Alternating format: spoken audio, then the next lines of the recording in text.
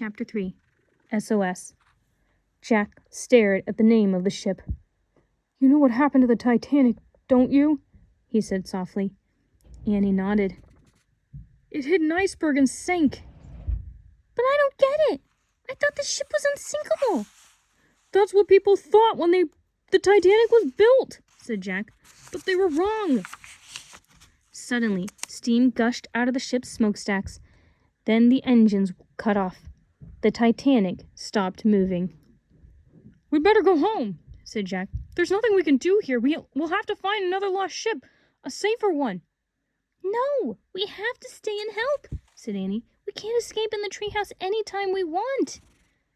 "But what can we do?" said Jack. "This ship's going to sink no matter what. We can't change history, and we can't take anyone into our time with us."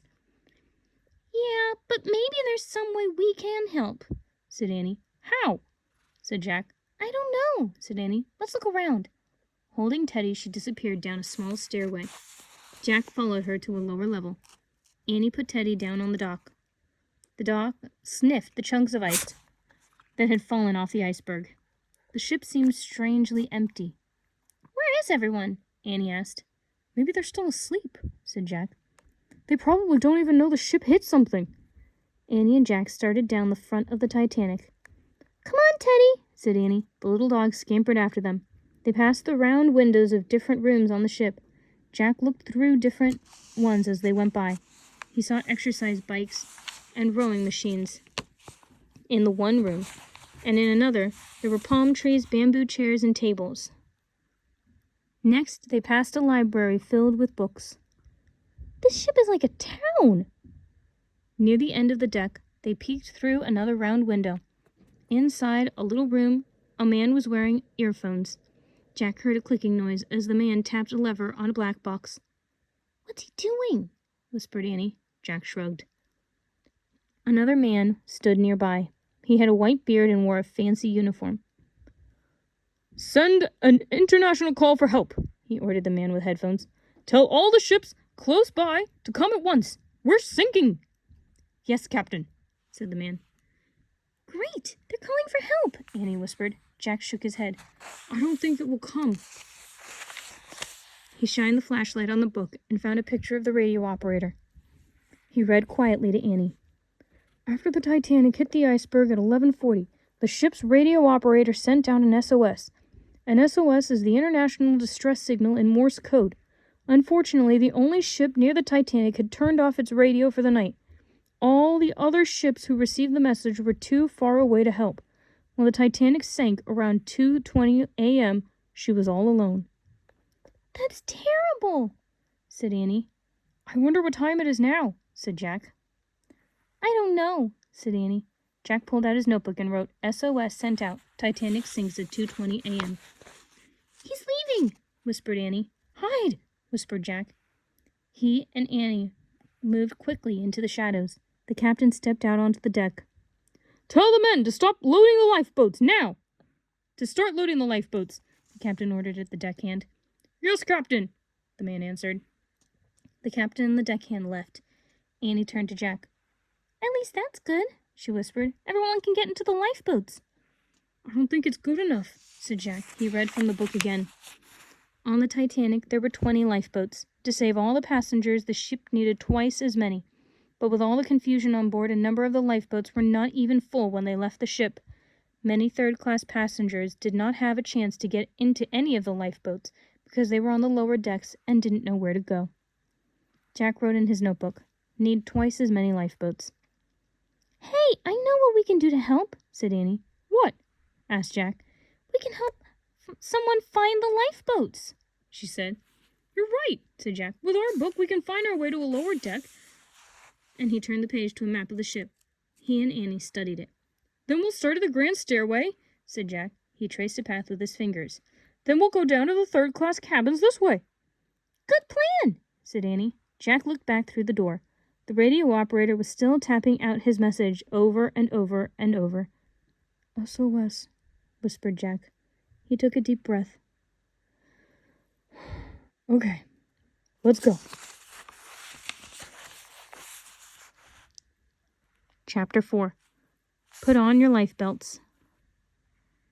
Jack and Annie slipped through a door off the boat deck. Teddy was at their heels. "Wow!" breathed Annie. Teddy barked. They were at the top of the empty grand stairway. It was beautiful.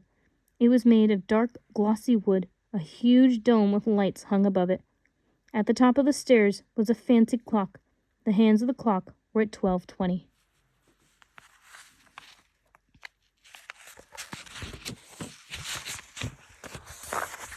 "Oh man, it's 20 minutes after midnight," said Jack. "The ship's going down in 2 hours." They hurried down the carpeted steps and into the first-class hallway. Teddy followed along. Jack looked at the map in the book.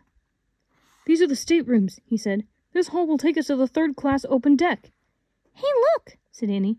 "The floor's slanting down." Jack caught his breath. She was right.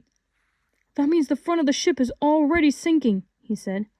Just then, a man in a white uniform came down the hall. He knocked on the doors.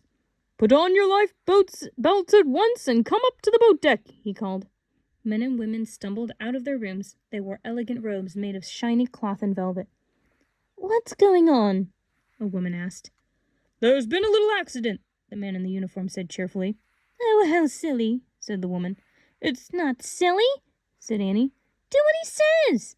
"Ow, ow," Teddy barked, as if he agreed with Annie. "Shh, Teddy," said Jack. He picked up the little dog. Then he and Annie hurried down the hall. They crossed to the third-class open deck, with more people standing. These people were not dressed in fancy clothes. They wore plain, dark coats. They didn't seem worried either. They were all joking and laughing. Jack and Annie slipped through the crowd. They went into a big, smoky room.